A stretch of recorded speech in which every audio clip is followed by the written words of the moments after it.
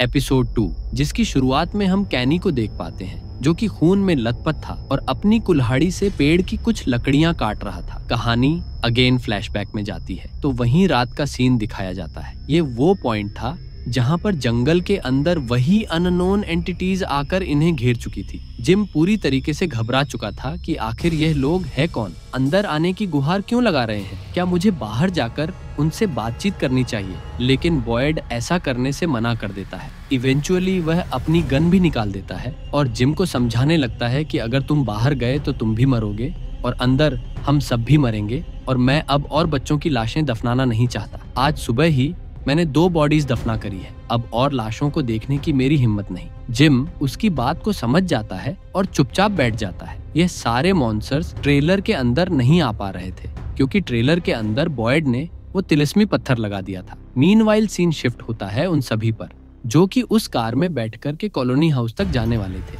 हालांकि डोना ने सबको मना कर दिया था कि अंधेरा होने के बाद कोई भी दरवाजा या खिड़की नहीं खोलेगा। एलिस बाहर आकर चिल्लाने लगता है कि ये हम लोग हैं, हम इंसान हैं, हमारे लिए दरवाजा खोल दो। मगर डोना ऐसा करने से मना करती है। लेकिन फातिमा जो कि एलिस से प्यार करती थी वह समझ जाती है कि यह इंसान ही है और वह उसके लिए दरवाजा खोल देती है। जैसे ही यह सब लोग अंदर आते हैं तो डोना इन पर जोर जोर से चिल्लाने लगती है और इन्हें अपने घुटनों के बल बैठने को बोलती है और इनके हाथ पैर बांध दिए जाते हैं ताकि अगर इनमें से कोई मॉन्स्टर हो तो यहाँ मौजूदा लोग ना मारे जाएं। मीनवाइल क्रिस्टी अपनी पूरी जान लगा देती है ईथन को बचाने के लिए। वह सबसे पहले उसके पैर से वह सरिया निकालती है, पैर पर कपड़ा बांधती है ताकि खून ज्यादा न बहे और उसे एक नशे का यानी कि बेहोशी का इंजेक्शन दे देती है ताकि बच्चा आराम से सो जाए। वहीं सीन शिफ्ट होता है कॉलोनी हाउस में जहाँ पर एलिस इस वक्त जैड को बचा करके अपने रूम में लेटा देता है। अब वह तो ड्रग्स के नशे में था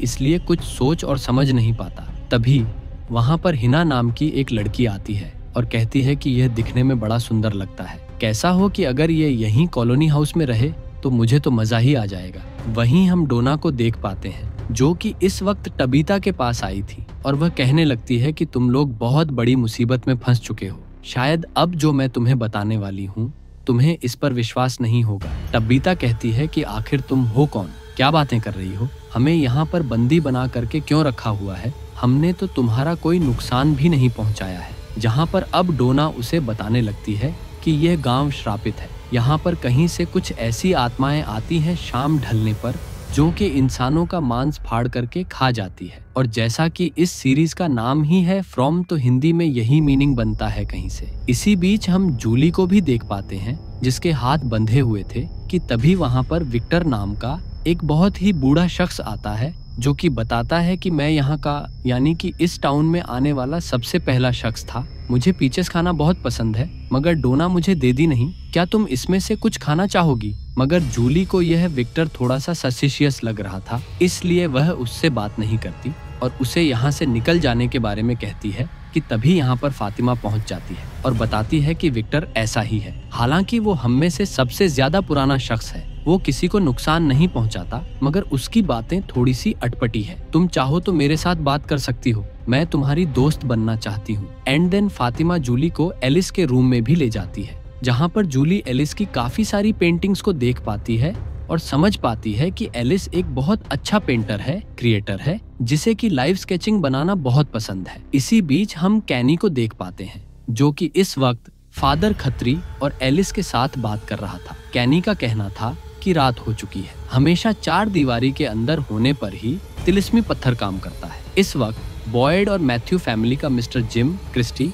और उनका बेटा ईथन ट्रेलर में ही है। उन पर इस वक्त मौत का खतरा मंडरा रहा होगा। हमें कैसे भी करके सुबह की पहली किरण होते ही निकलकर उन्हें जाकर देखना चाहिए, क्या पता उनके साथ भी वही हादसा ना हुआ हो जो कि आज सुबह हमने देखा था। मीनवाइल सीन क्लिनिक में शिफ्ट होता है जहाँ पर हम कैनी के फादर मिस्टर चैन को देख पाते हैं जो कि डायमेंशिया नाम की बीमारी से जूझ रहे, उन्हें कुछ भी याद नहीं रहता था। वह इस वक्त क्लिनिक की एक वार्डन के साथ बैठकर के चेस खेल रहे थे कि तभी अचानक से उन्हें कुछ विजन्स आने लगते हैं। वह बुरी तरीके से परेशान हो जाते हैं जहाँ पर वार्डन उन्हें सुलाने के लिए कमरे में ले जाने लगती है। लेकिन तभी हम देखते हैं कि सारा जो कि इस वक्त नेथन के पास लेटी हुई थी, नेथन का पूरी तरीके से खून बह चुका था, वह मर चुका था। और तभी चालाक सैरा उस क्लिनिक का दरवाजा खोल देती है ताकि वो मॉन्स्टर्स अंदर आ जाए और टॉबी को जान से मार डाले। हालांकि मर तो वह वैसे ही चुका है, लेकिन सारा के ऊपर उसके खून का इल्जाम ना लगे। यहाँ पर हम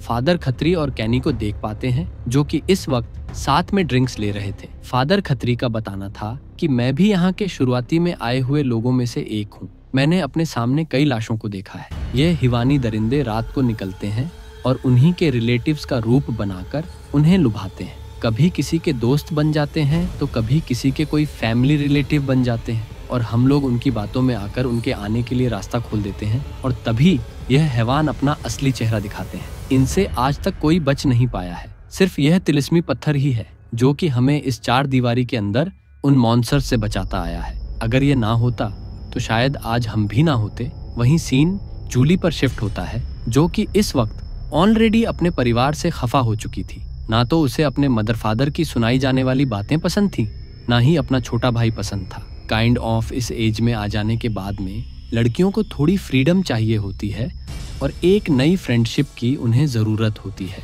ताकि अपने गम भुला दिए जाएं।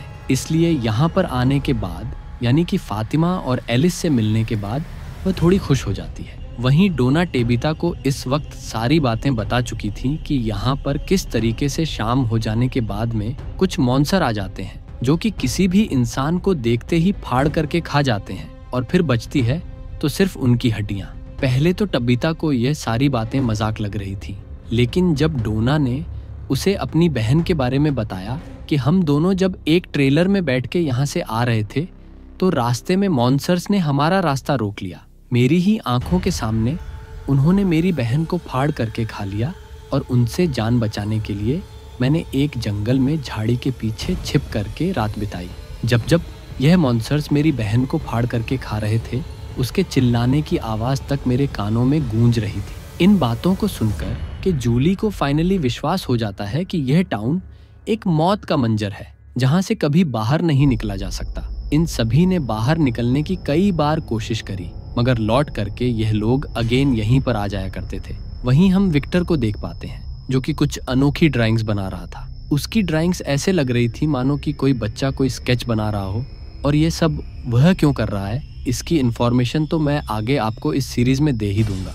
मीनवाइल हम सारा को देख पाते हैं, जो कि इस वक्त रात के अंधेरे में भी अपने घर पहुंच चुकी थी। वो इस वक्त नहा रही थी। नहा के जब बाहर आती है तो अपने भाई नेथन के गले लग जाती है। भाई कहता है कि तुम इतना रो क्यों रही हो, कहीं तुमने कुछ बुरा तो नहीं कर दिया। जहाँ पर सैरा बताती है कि हाँ, मुझसे एक बुरा काम हुआ है, और वह बुरा काम यह था कि उसने क्लिनिक का दरवाज़ा खुला छोड़ दिया था। अब यहाँ पर हम क्लिनिक में देख पाते हैं, जहाँ पर वार्डन मिस्टर चैन को खाना देने के बाद में जब दरवाजे को चेक करने जाती है तो दरवाज़ा तो उसे खुला मिलता है कि तभी मॉन्स्टर्स आकर उसे और मिस्टर चैन को जान से मार डालते हैं। वहीं सीन शिफ्ट होता है मैथ्यू फैमिली पर, और इस वक्त तो सुबह भी हो चुकी थी।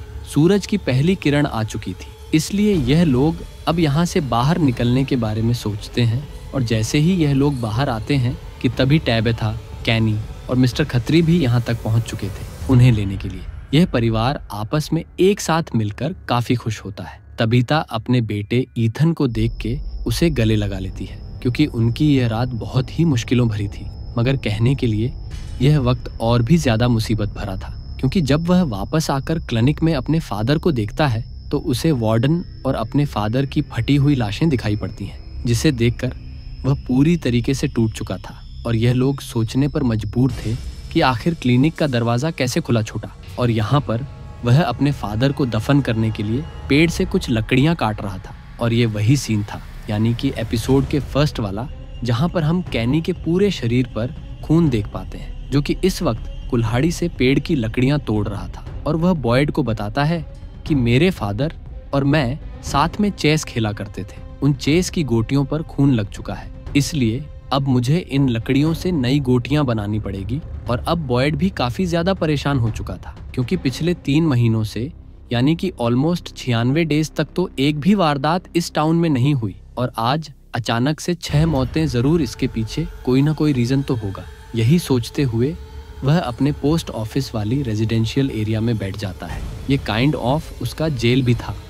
और तभी वह एक चाबी को देखने लगता है जिस पर एक बोट का साइन बना हुआ था। एपिसोड की एंडिंग में हम ईथन को देख पाते हैं, जिसके पास कपड़े नहीं थे, लेकिन उसके फादर ने जाकर के उस ट्रेलर में से अपने परिवार के लिए कुछ कपड़े निकाल लिए थे।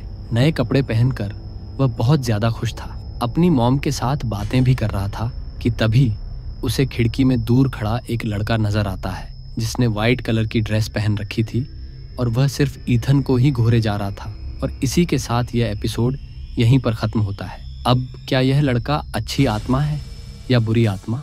क्या फिर इनके लिए एक बुरा संदेशा है? आखिर बॉयड अब इन 6 मौतों के राज को कैसे सुलझाएगा? क्या मैथ्यू की पूरी फैमिली इस घोस्ट टाउन में ठीक से सेटल हो पाएगी या नहीं? इन सभी के राज तो आपको 3rd एपिसोड में ही पता चलेंगे, वह भी जल्द ही आने वाला है। सो तब तक के लिए keep watching and stay safe. Thank you so much guys for watching this video. मिलते हैं अगले वीडियो में।